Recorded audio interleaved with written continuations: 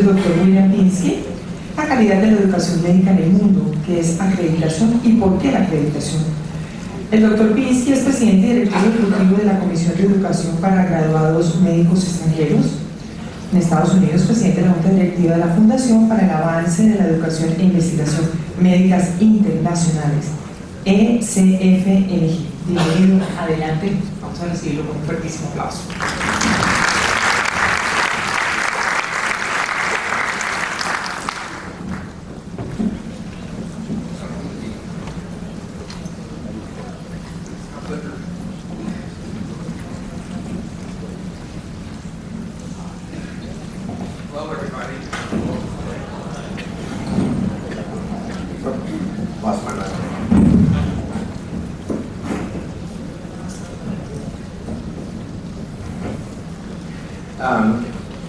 I hope everybody's doing well. It's been a very interesting conference. Yesterday was very informative, and so far today is as well, and I hope that I'll be able to continue the momentum. I know it's appropriate at this point to thank the organizers, the leadership of the organizations for the invitation, which I certainly do. I very much appreciate being here. But I think it's even more important to thank all of you for being here and the good work that you all are doing in medical education and supporting the goals of improving healthcare around the world. I think that's very admirable for everybody. So what I'm going to do today is to talk some about ECFMG and also FAMER, which is our subsidiary foundation as well. And then probably set the stage from a discussion about accreditation, set the stage for what's going to be discussed tomorrow morning in the panel session that Professor Gordon is going to lead and has been alluded to in many of the other discussions over the last 2 days. I'll talk about it also in reference to the impact on ECFMG with the accreditation process and what we call our 2023 initiative. But I won't go into details about the process because I've saved that for tomorrow. So the Educational Commission for Foreign Medical Graduates, ECFMG, was founded over 60 years ago, 1956. And then almost 19 years ago, ECFMG endowed a new organization called FAMER, which is the Foundation for Advancement of International Medical Education and Research. Together, really the combined entities were both nonprofit, tax-exempt entities, non-governmental, were private, and were dedicated to the public, dedicated to protecting the public and improving medical education worldwide. Like you, we think those two activities are very much linked. So at a very high level, the services that ECFMG does includes ECFMG certification. I imagine there are some people in the audience here today that have been certified by ECFMG in the past. We also do an international and domestic credential verification service. We do clinical skills assessment in partnership with the National Board of Medical Education. That's the USMLE clinical skills exam. And then we have a variety of programs to support international medical graduates who are applying for graduate medical education in the United States. FAMER, at a high level, has several programs that support health professionals worldwide, conducts research, and also builds data resources on medical education. So if we look at FAMER real quickly, FAMER Institute, which is an institute held in Philadelphia every year, is really the anchor of the educational activity that FAMER takes part in. This is a part-time fellowship program. It's a 2-year program with significant mentoring, and we have financial support available to help people with their expenses coming to Philadelphia. This is a competitive program individuals are nominated and then chosen for this program. We then have a partnership with Kiel University, which is a distance learning program that's really is centered on accreditation and assessment. There's two parts to it, well actually 3 parts to it when you think about it in terms of the outcome. One is a certificate program, which is a year. 2-year program is a diploma program, and then the 3-year program leads to a master's degree. I think this has been very, very successful in partnership with Professor Grant. We I think, are making a lot of progress in developing leaders in this area. And then we have our FAMER regional institutes spread out around the world. We have institutes in Africa, a couple in Africa, Brazil, Chile, China has a couple. Egypt is new, India has 4, and then Indonesia is new this year as well. And these are regional institutes to really develop medical school faculty to be better teachers.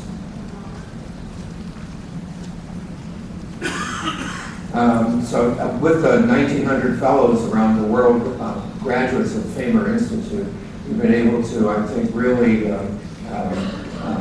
help upgrade, help improve the kind of medical education that takes place. Research activities at FAMER include evaluation of the international migration of physicians, starting to also do other healthcare workers as well. We look at United States physician workforce issues, and then outcomes from international medical education programs. The data resources include the partnership with the World Federation of Medical Education for the World Directory of Medical Schools, and I think Professor Gordon's going to talk more about that tomorrow, so I'm not going to take away any of his information, but currently there are well over 3,000 schools listed in the World Directory. In addition, from ECFMG and FAMER, we have a very interesting student exchange program called GEMX. I will tell you to start with what this is not. This is not a program that's designed just to have medical students come to the United States for U.S. experiences. That is part of it. But it really is a program to enable students to cross borders, whether it's in South America, whether it's in Africa, cross oceans, crossing borders, to have various experiences. I mean, the slide shows a variety of specialties that have been participating in this program, and there are others as well. But the key thing about this program is that I think we all recognize that medical students would like to have new and different experiences from their own medical school. And I think that diversity of education and training is really important in rounding out a new physician's perspective. It's hard, can be difficult for students to find the proper program to go visit. And so what we've been able to do is to develop a system, an online system that can match students to programs they're interested in across the world.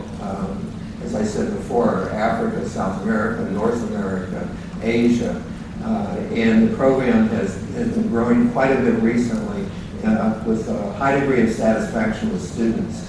So those of you that are mentoring and overseeing students, I recommend this to you. If there's students in the room, I recommend that as well. And there's a new part to it for junior doctors that I think can also be valuable. The heart of the intellectual property of ECFMG is primary source verification. Whether it's for individuals coming to the United States, which is I think what most people think of with ECFMG, or it's what we call our EPIC program, where we partner with international medical regulatory authorities. These are the licensing agencies across the world. And as you can see on the slide, we've been able to partner with quite a few different countries. And this has been very beneficial to the countries because it helps them understand the credentials of the people that wish to either immigrate or at least migrate to their country and what the capabilities are. I was at a WHO healthcare workforce conference, invitational conference last fall, and 2 countries from Africa actually individually stood up and thanked ECFMG for what we did to verify and validate the credentials of people coming into their countries. You know, as physicians' mobility continues to increase, I think this is a very important activity. Well, this is the heart of what we do. And I give this background because I think this leads into why we feel accreditation is so important. So the current ECFMG certification program requirements are that the individual graduates from a medical school that meets ECFMG requirements. And frankly, that bar is pretty low right now. It basically requires that the school is licensed in its country, not accredited, but licensed in its country. And the graduates from that school are eligible for medical licensure and practice in that country.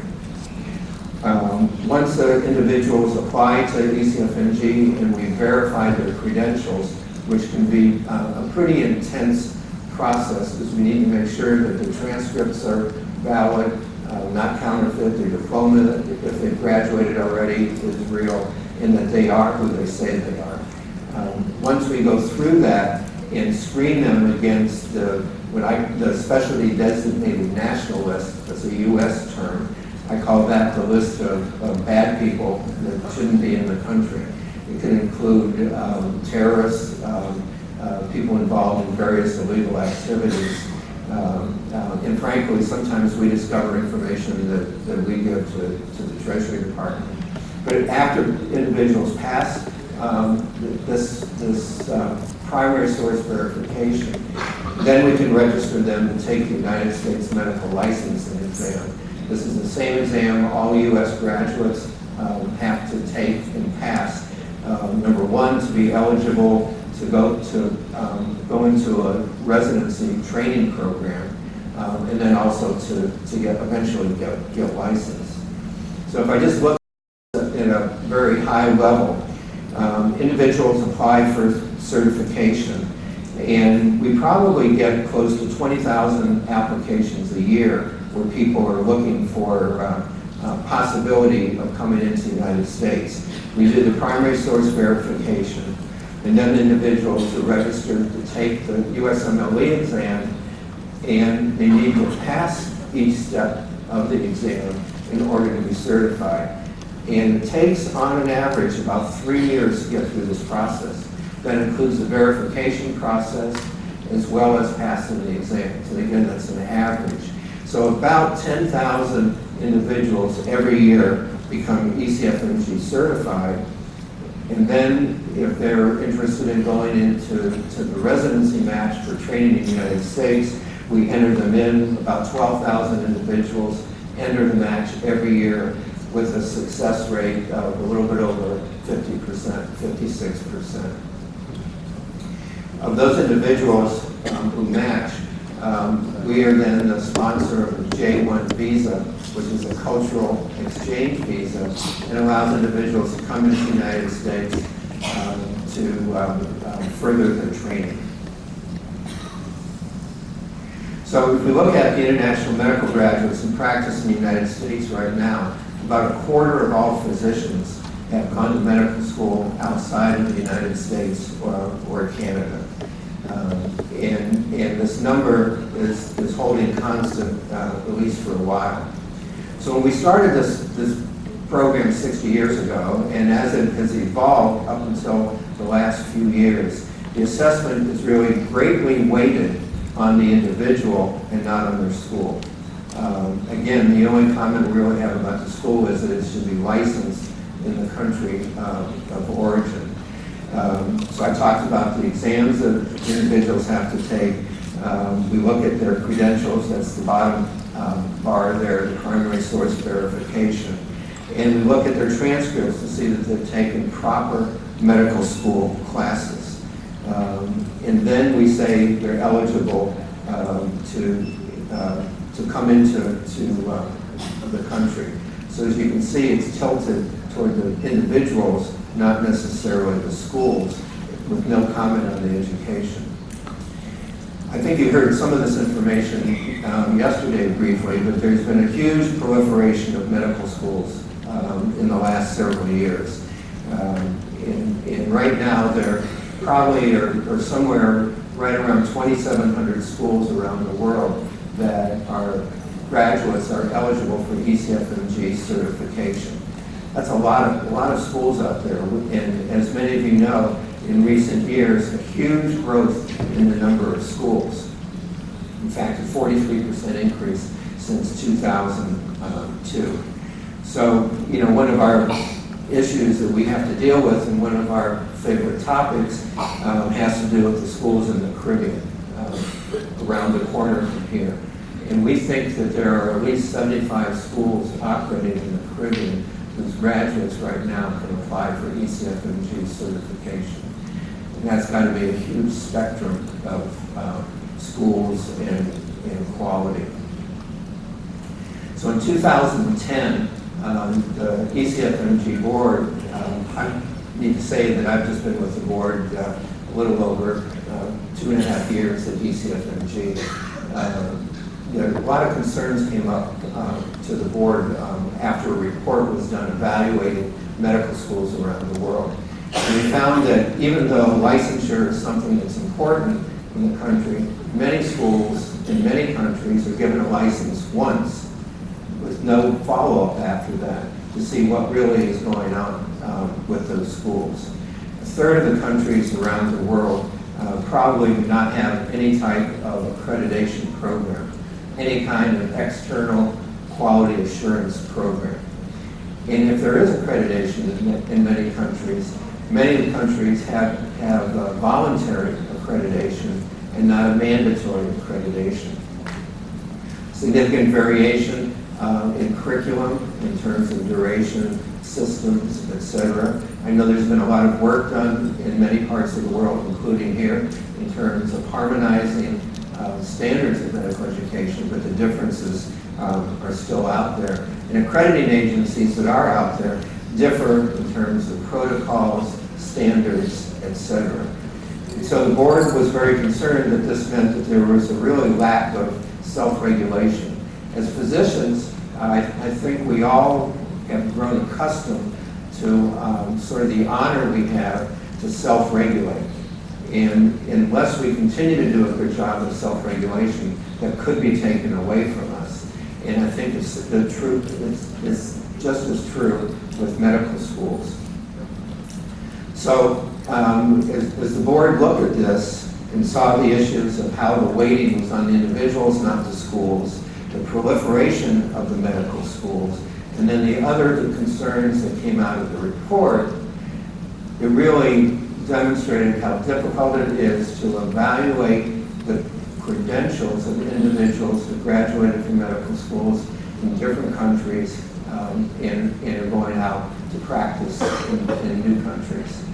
So the ECFMG board passed a resolution in 2010 that effectively said in 2023 we will only receive applications for ECFMG certification from individuals who graduated from a medical school that has been accredited and that accrediting agency has been deemed to be doing proper accreditation work.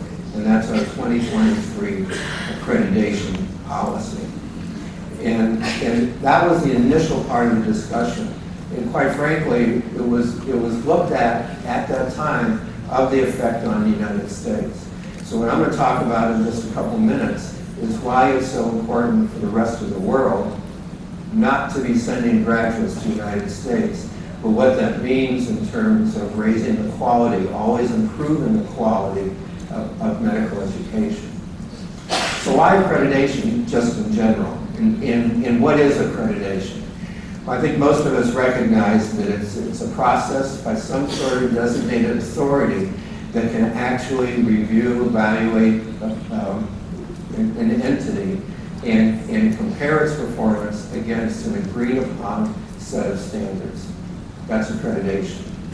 Another way to look at it is it's a system for recognizing programs or institutions for their integrity and quality, and then a confidence of that output for the community and the public. I think we all agree that healthcare needs to be giving proper care to the public, and those of us that have opportunities to oversee that need to ensure that we're protecting the public.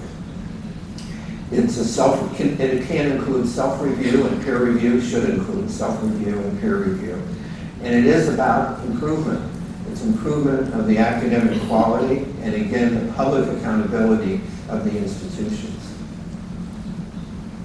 Key parts to accreditation that I just covered include self-assessment, external review, that's the external quality assurance process, public accountability at the end, we need to be sure we're accountable to the public, and overall improvement. And I think when any of us talk about accreditation, we should always be talking about improvement.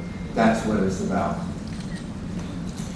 So why is this important now for ECFMG, and in fact, I think important for the global medical education community? So over 170 countries, as best we can tell, and territories are operating medical schools. I mentioned the proliferation of medical schools. 100 plus countries have some sort of accreditation process. The variation is significant, and just as important is physicians as other healthcare workers are continuing to cross borders in increasing numbers. So I mentioned before that the ECFMG board organized this effort to have more assurance about individuals who are applying for ECFMG certification.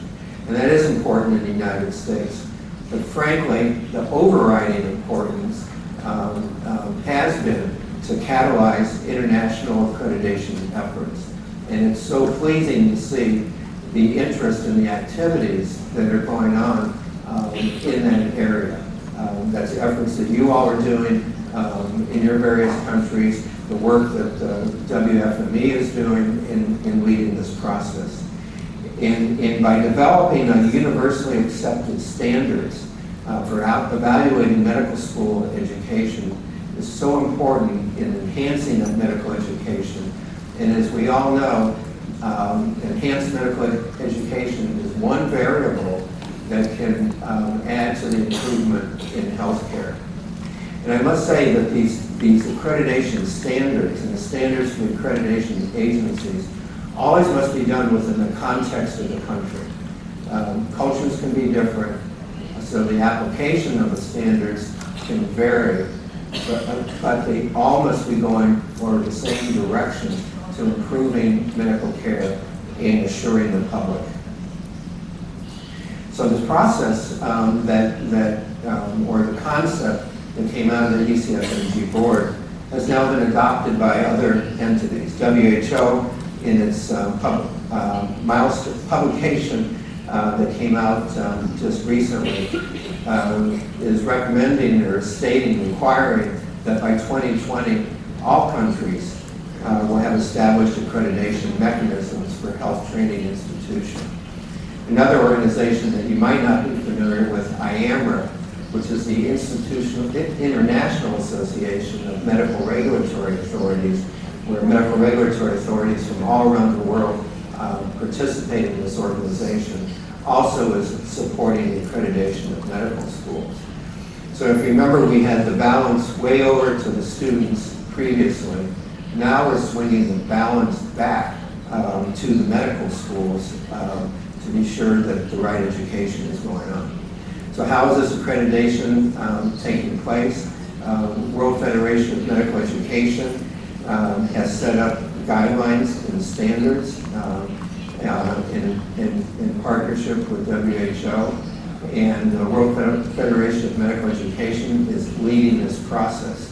And I think David will probably talk tomorrow in terms of what the progress is and the impact around the world.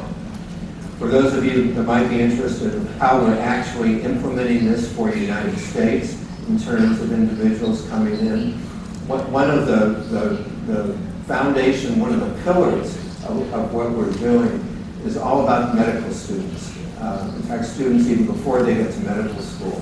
When we think when students are choosing a medical school, they should be able to have information available to them about some aspects of the quality of the school, and accreditation is one of those aspects. So we want to make sure that the accreditation status of medical schools gets into the world directory of medical schools to help students make a better decision. We can't make decisions for people, but we can at least give them the proper information. And so by 2020, just a year from now, the plan is to have the world directory contain this information. And then further information in 2021 will include on the ECFMG's credentialing of medical schools will be the accreditation status, and then 2023 is when this actually gets implemented. And we really feel that this process is going to help medical students throughout the world. It's going to help communities throughout the world by having better education, leading to better patient care. And I think with the enthusiasm out there and the partnership with WFME, we're really going to achieve this. Because as I was quoted this morning earlier, the benefits do go beyond back borders because the goal is a rising tide lifts all boats. Thank you very much.